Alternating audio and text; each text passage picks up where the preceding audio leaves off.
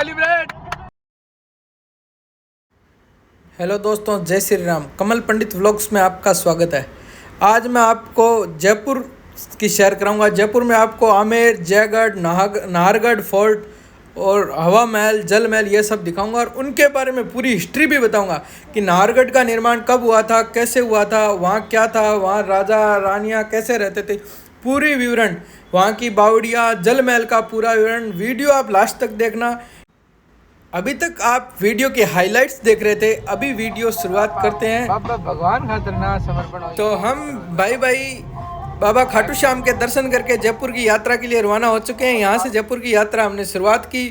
India और England का test match चल रहा था। मैच बहुत कांटे का था। 12 रन की जरूरत थी और एक विकेट, इंडिया को एक विकेट की जरूरत थी और हम बाबा श्याम से यही प्रार्थना की इंडिया जीत जाए। पूरा खुशी का माहौल था, एकदम आनंद से, एकदम कांटे का मैच था और हम मैच पे पूरा ध्यान था हमारा भाइयों का और बाबा की कृपा से इंडिया उस दिन मैच जीत भी गई। सिक्कर हाईवे से होते हुए हम लोग जयपुर पहुंच चुके हैं और जयपुर ये ब्रिज के अंदर रेड लाइट थी और हम लोग भाई बातों में लगे हुए थे, ध्यान नहीं दिया।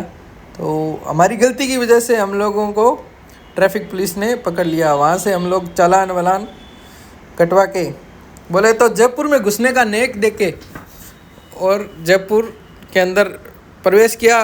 सिक्कर हाईवे से अगर आप आओ और नाहरगढ़ जाना हो तो चांदपोल आना पहले। और पहले हम लोग चांदपोल आए, चांदपोल देखा, वहाँ से छोटी चौपड़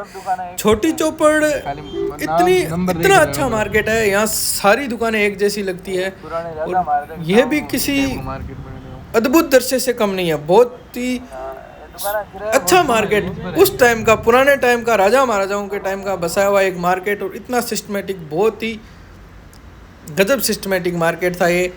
फिर यहाँ से हम छोटी चौपड़ से निकल के, चांदपोल से निकल के हम लोगों ने लगाया जल महल का मैप, क्योंकि अगर आप आओ तो पहले चांदपोल से जल महल का ही मैप लगाना, क्योंकि ये रास्ता ईजी है। जल महल से नाहरगढ़ रोड जाती है, वो रोड भी परफेक्ट है। अगर सीधा आप जयपुर में घुसते ही नाहरगढ़ फोर्ट का लगाओगे तो आप कहीं गलियों के अंदर फंस जाओगे। तो आप अगर आओ जयपुर कभी भी तो जयपुर चांदपोल होते हुए जल महल और जल महल से आगे आपको नाहरगढ़ फोर्ट जाना है। ये सबसे इजी रास्ता है और यहाँ पे बीच में आपको अच्छे अच्छे व्यू भी देखने को मिलेंगे। जल महल, हवा महल सब इसी के बीच में आते हैं। ये अभी हम जल महल के पास से गुजर रहे हैं। ये हमारे ड्राइवर साइड जल महल है, वो आपको दृश्य दिख रहा होगा। आते टाइम आपको जल महल भी घुमाएंगे। अभी हमारे को लेट हो रहा है, इसलिए हम सबसे पहले नाहरगढ़ फोर्ट ही चलते हैं। यहाँ हमने नाहरगढ़ फोर्ट वाली रोड ले ली है और जयगढ़ आमेर को क्रॉस करते हुए हम सबसे पहले नाहरगढ़ जाएंगे, क्योंकि नाहरगढ़ से जो शाम को जयपुर का व्यू दिखता है उसमें मज़ा ही आ जाता है भाई। नाहरगढ़ किले की विशेषताएं बहुत है। नाहरगढ़ किले का निर्माण सुरक्षा की दृष्टि से भी किया गया था, लेकिन भाइयों इसका कभी भी सुरक्षा में इस्तेमाल नहीं हुआ।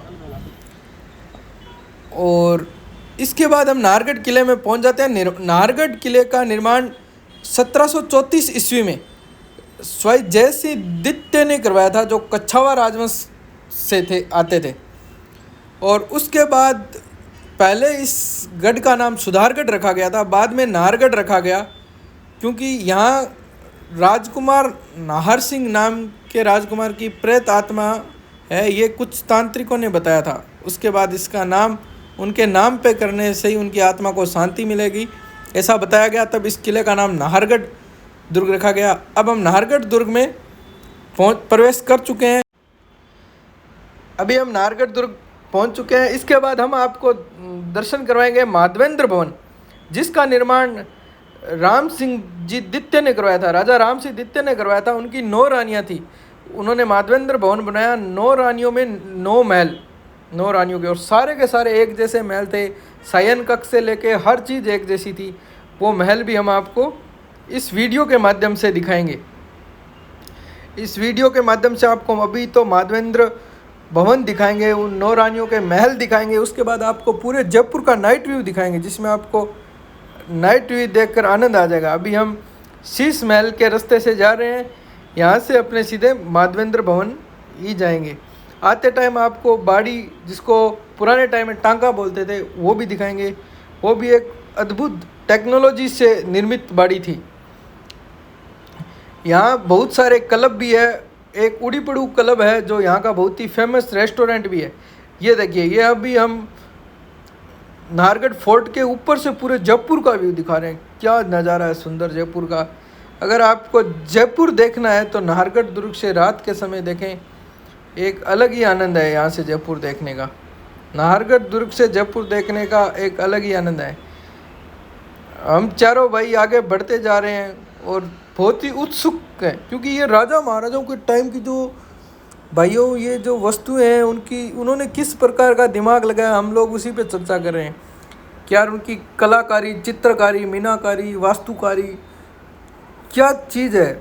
मतलब जो अभी लोग बोलते हैं टेक्नोलॉजिया, तो उस समय तो टेक्नोलॉजिया नहीं होते हुए भी इतने लोग समर्थ थे, इतने बुद्धिमान व्यक्ति थे जो इतने बड़े बड़े महल बना के चले गए, जो आज भी ऐसे ही है।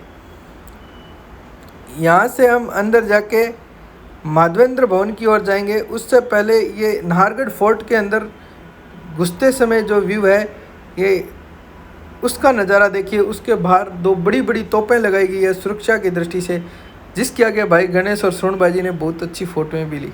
बोले यार फ़ोटो ली। अभी हम माधवेंद्र भवन के अंदर घुस चुके हैं। यहाँ भाइयों 9 महल है, क्योंकि राजा राम सिंह द्वितीय की 9 रानियाँ थी और 9 रानियाँ एक जैसा महल बनवाया, क्योंकि आपस में झगड़ा नहीं हो। एक भी चीज़ यहाँ अलग नहीं है, सारी की सारी जैसा एक महल आपको नजर आएगा वैसे के वैसे 9 महल है, वैसे के वैसे कमरे हैं। दासियों के लिए एक प्राइवेट रास्ता बनाया गया है, जिससे कोई भी मंत्री संतरी या फिर राजा महाराजा की नज़र से हटते हुए दासियाँ रानियों की सेवा में लगी रहती थी। और राजा जी के जाने के लिए एक अलग मार्ग बनाया गया है। ये देखो, यहाँ से रानियाँ खिड़की से पूरे जयपुर का आनंद लेती थी। क्या बात है। राजा जी 9 रानियों को भी पूरा सुख प्रदान करते थे, सुख सुविधा देते थे। और आज एक कलयुग है, हाँ, एक रानी के लिए लोग भागते घूमते हैं, और वो भी बहुत से लोगों को तो मिल ही नहीं पाती है। बाकी बहुत ही सुंदर माधवेंद्र भवन है, नाहरगढ़ फोर्ट है। नाहरगढ़ फोर्ट में एक सबसे बड़ी खासियत यह है कि यहाँ पे बंदर बहुत है, बहुत बंदर है और बहुत मस्ती करते हैं। वो पर्यटकों के साथ इतनी मस्ती करते हैं बंदर की आपको यहाँ आने का आनंद ही आनंद आएगा। अभी हम और भाई जी सब नाहरगढ़ फोर्ट का जयपुर व्यू देख रहे थे। यहाँ से जो जयपुर का व्यू दिखता है, तो मेरे को लगता है जब महाराजा जय सिंह द्वितीय ने निर्माण करवाया तो यहाँ से खड़े होकर देखते थे कि वाह, ये मेरा राज्य है। और यहाँ पे जयपुर राजघराने का जो तिरंगा है, जो ध्वज है, वो भी लगा हुआ है। तो यहाँ से देखो कितने बंदर है, इतने बंदर, इतने शरारती बंदर, फिर भी जनता को बिल्कुल कुछ नहीं बोलते हैं, क्योंकि ये लोग ये इंसानों से भी ज़्यादा समझदार है। इनमें प्रेम इतना है। मैंने यहाँ पे एक बंदर और बंदर के बच्चों को देखा, उनका आपसी प्रेम देख के बहुत ही आनंद हुआ। और सब लोग जयपुर का नाइट व्यू लेने के अंदर, ये देखो, ये रहा, ये एक बंदर है, मादा बंदर है, जो अपने बच्चों को दूध पिला रही है। ये भी बहुत आनंदित पल है। ये देखो, ये जो रास्ता, ये पूरा सीधा रास्ता है, ये दासियों के ओर के लिए बनाया हुआ। अब हम लोग ये बावड़ी के ऊपर पहुंच चुके। ये बावड़ी, इसका मैंने पहले आपको बताया था, ये इस तरीके से बनाई होगी। जो भी अरावली पर्वतमाला से पहाड़ है, उसका पानी, बारिश का जो पानी है, वो इस बावड़ी में आता था। पहले बड़ी नालों से होते हुए फिर छोटी छोटी नालियाँ बनाई हुई, जालीदार नालियाँ, और पूरा एकदम प्योर फिल्टर होकर पानी इस बावड़ी के अंदर आता था। अब हम जल महल पहुँच चुके हैं। जल महल का रात का नज़ारा भी बहुत। जल महल का निर्माण 18वीं शताब्दी में सन 1750 के अंदर महाराजा माधो सिंह प्रथम ने बनवाया था। इसका निर्माण गर्मियों के समय में शाही परिवारों के आराम के लिए किया गया था। ये महल मानसागर झील के बीचों बीच है। ये 5 मंजिला महल में से 4 मंजिला महल पानी के अंदर डूबा हुआ रहता है और 1 मंजिला ऊपर रहता है। इसके बाद हम यहाँ से निकल चुके हैं जल महल से। जल महल से निकल के हम पहुँचे हवा महल के रास्ते होते हुए बड़ी चौपड़ और जयपुर के नाइट व्यू आपको दिखाते हैं। आप बताना दोस्तों, मेरा वीडियो आपको कैसा लगा। अगर आप मेरा वीडियो देखते हैं तो उसके ऊपर कमेंट ज़रूर करें और अपने दोस्तों को भी बोलें कि सब्सक्राइब ज़रूर करें। कमेंट, लाइक और सब्सक्राइब जरूर करें। अभी चाय के साथ अपना वीडियो समाप्त करते हैं। सुबह हो चुकी है, हम रात को यहाँ पे हमने रेस्ट किया था। धन्यवाद हमारे साथ बने रहने के लिए। मिलते हैं नेक्स्ट वीडियो में।